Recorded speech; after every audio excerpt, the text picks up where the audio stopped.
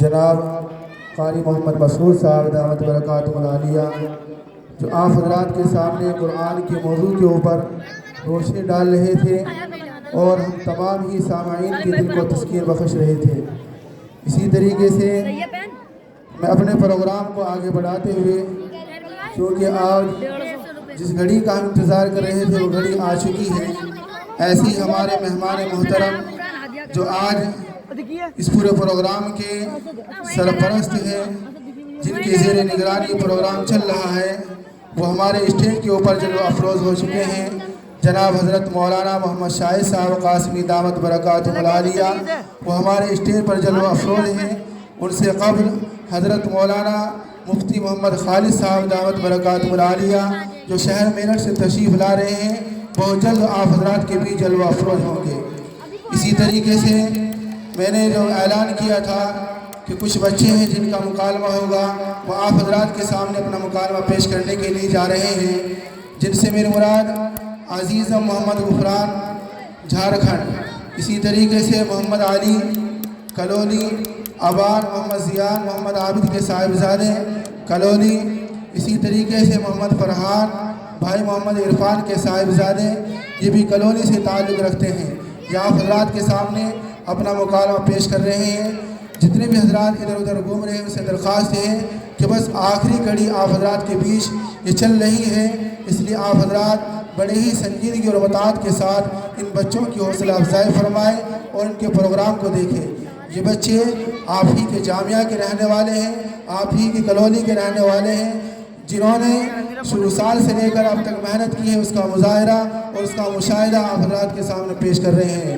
میں مدعو کر رہا ہوں محمد غفران صلی اللہ علیہ وسلم کہ وہ آئے اپنے گروپ کے ساتھ اور اپنا مکالمہ پیش کریں.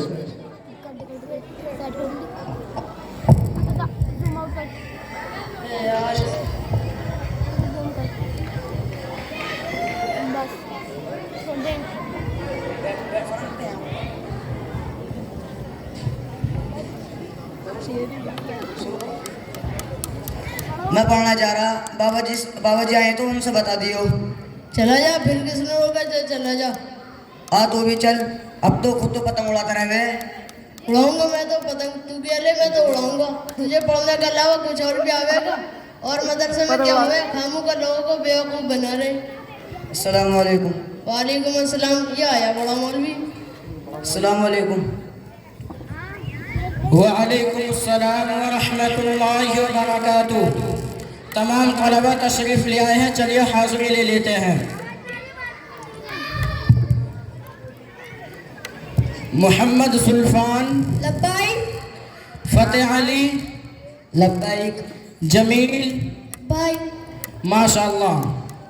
طلبہ عزیز، ہم روزانہ قرآن شریف، اردو دینیات وغیرہ پڑھتے رہتے ہیں جو کہ ہمارے لیے بہت ضروری ہے. آج میں چاہتا ہوں کہ ہم تاریخ کے متعلق کچھ گفتگو کریں. بچوں یہ بتاؤ، اگر میں تاریخ کے متعلق کچھ سوالات کروں تو آپ جواب دیں گے؟ جی انشاءاللہ دیں گے. ماشاءاللہ. اچھا فتح علی بیٹا، آپ یہ بتائیے کہ ہمارا ملک کب آزاد ہوا ہے؟ استاد محترم، ہمارا ملک 1947 میں ہوا. جمیل بیٹا، آپ یہ بتائیے کہ ہم 26 جنوری بھی مناتے ہیں اور 15 اگست بھی مناتے ہیں، لیکن ان دونوں میں فرق کیا ہے؟ استاد محترم، 15 اگست میں ہمارا ہندوستان آزاد ہوا ہے. 26 جنوری کے اندر ہمارے ملک میں نئے قانون لاگو ہوئے ہیں. بیٹا آپ بتائیے کہ امریکہ کی کھوج کس نے کی؟ امریکہ کھوج ایلن. اچھا، آپ ہی سے سوال کیا جاتا ہے کہ بلب کا موجب کون ہے؟ بلب کا موجب ایڈیسن ہے. ماشاءاللہ ماشاءاللہ. اللہ تبارک و تعالی آپ کے علم میں عمل میں برکت عطا فرمائے.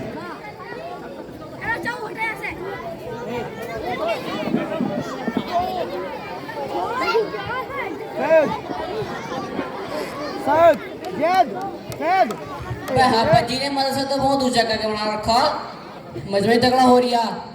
بھدو بھدو بھدو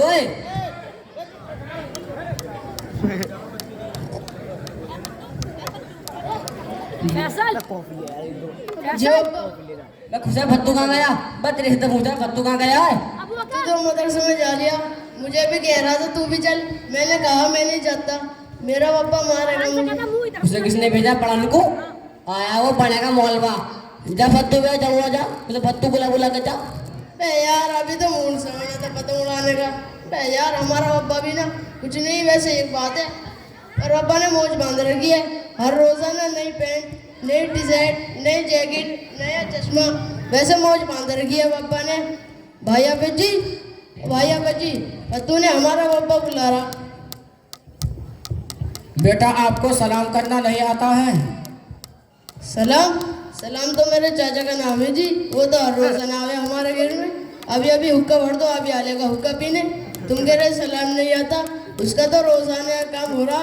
उसने तो हमारा भेड़ा वारा कर दिया, हमारे पापा की सारी चुल्म तोड़ दी उसने, एक भी नहीं छोटी। तुम कह रहे सलाम नहीं आता, क्यों ना आता सलाम? चलिए आप अपने दादाजी को ही भेज दीजिए, उन्हीं से बात होगी। फतेह अली अभी नहीं जाएगा। बे यार ये हाफिज जी नहीं मानने वाला, नहीं मानना बात।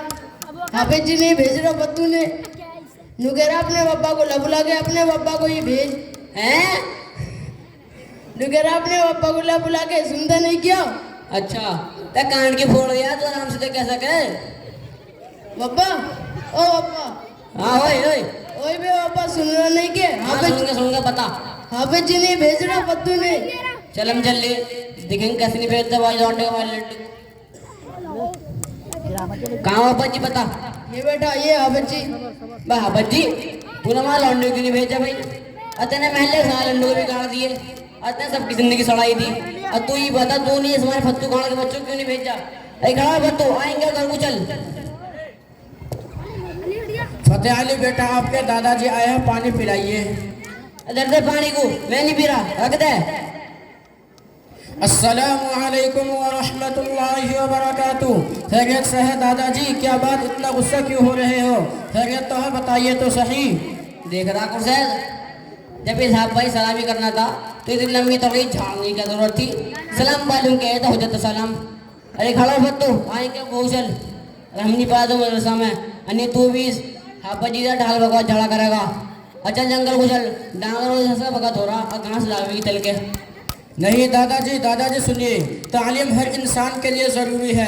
तालीम से ही इंसान के अंदर ज़िंदगी गुजारने का सलीका आता है। तालीम से ही इंसान खाना पीने का सलीका सीखता है। वालिदैन के साथ कैसे हुस्न सलूक करना है, ये हम सब तालीम से ही सीखते हैं। बड़ों के साथ कैसे पेश आना है, छोटों के साथ कैसे पेश आना है, ये हम सब तालीम से ही सीखते हैं। तालीम हर इंसान के लिए ज़रूरी है दादाजी। अरे मैं नहीं आने का, तेरी न्यू जुगनेट की बातों में बिल्कुल नहीं आने का। इस हमारे फत्तू खाना के बच्चे का नाम कैट दे, इन कैट जो में से इसका नाम कैट दे, ऐसे छुट्टी दे ये भी। अरे खड़ा हो फत्तू, आ घर को चल अभी। दादाजी बैठ गए, एक मिनट तशरीफ रखिए। बैठ बे घुसट, बैठ दे, क्या कहवे? दादाजी मैं ये कहना चाह रहा हूँ, आपने कहा कि बस मौलवी साहब तो ऐसे ही होते हैं, उनको कमाना खाने की फिक्र नहीं है और मौलवी साहब दूसरे की जिंदगी खराब करते हैं। मौलवी साहब किसी की जिंदगी खराब नहीं करते। दादाजी ऐसी बात नहीं है, मौलवी साहब किसी की जिंदगी खराब नहीं करते। रहा कमाना खाने का सलीका, रिज़्क़ का ताल्लुक़ किस्मत से है, अक़ल से नहीं है। अल्लाह रब्बुल इज़्ज़त ने हर एक इंसान की रोज़ी मुतय्यन कर दी है और वो उसे मिलकर रहेगी। अगर रिज़्क़ का ताल्लुक़ अक़ल से होता तो ये जितने भी बेवकूफ़ लोग हैं वो भूखे मर जाते, लेकिन ऐसी बात नहीं है दादाजी। आपने शायद किसी मौलवी साहब की तकरीर नहीं सुनी है। हैं? हमारा काजी खूब जलसों में, अब फिर होगा पीर के दिन, और तू बता क्या कहेगा? दादाजी बस मैं तो इतना कहना चाह रहा हूँ कि अल्लाह तबारक व तआला ने कुरान पाक में फरमाया, वमा मिन दाब्बतिन फिल अर्ज़ि इल्ला अलल्लाहि रिज़्क़ुहा, कि अल्लाह रब्बुल इज़्ज़त ने जितने भी दुनिया के अंदर जानदार हैं उन सब की रोज़ी का ज़िम्मा अपने क़ब्ज़े कुदरत के अंदर रखता है। दादाजी आप ही बताइए, अगर कोई दुनिया का बादशाह किसी के रिज़्क़ का ज़िम्मा ले लेता है तो उसको ऐसे नहीं छोड़ देता, बल्कि उसकी फ़िक्र करता है, उसको भूखा नहीं रहने देता। और हमारा ज़िम्मा तो उस अहकमुल हाकिमीन ने ले रखा है जो मालिकों का मालिक है, बादशाहों का बादशाह है, तो मालिक कैसे भूखा रख सकता है? आप ही बताइए दादाजी। अरे हाँ बच्ची, अब क्या तुम्हें जॉब करने की मैं बताई थी, ऐसे हमारे फत्तू खान के बच्चों को जावे जावे बस वैसे ही बगल को धक्के दे रहा। नहीं दादा नहीं बेटा, फतेह अली अपने दादाजी को जरा कुरान पढ़ कर सुनाओ।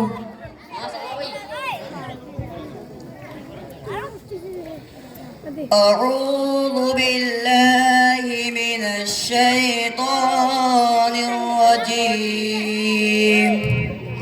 بسم اللہ الرحمن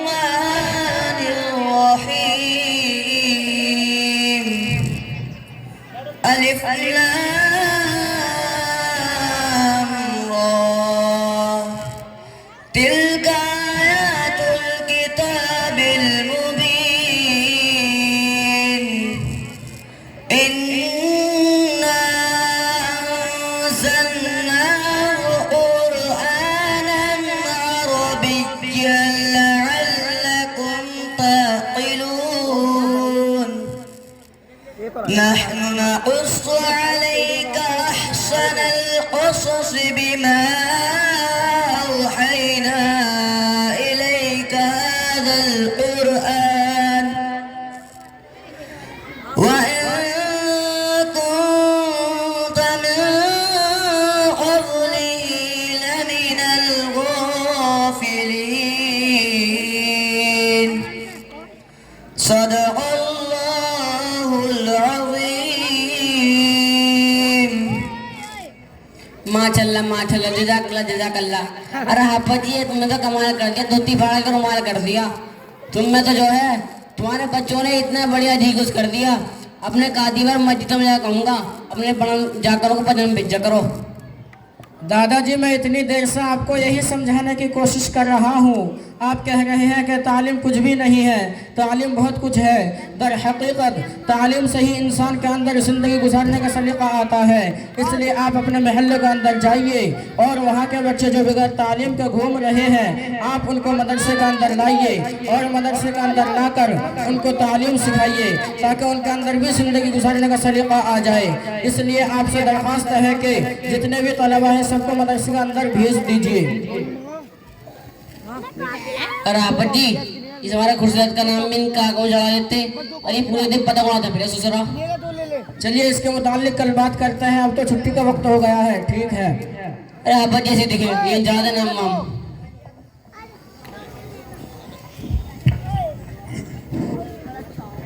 ماشاءاللہ یہ تھی اسی جامعہ کی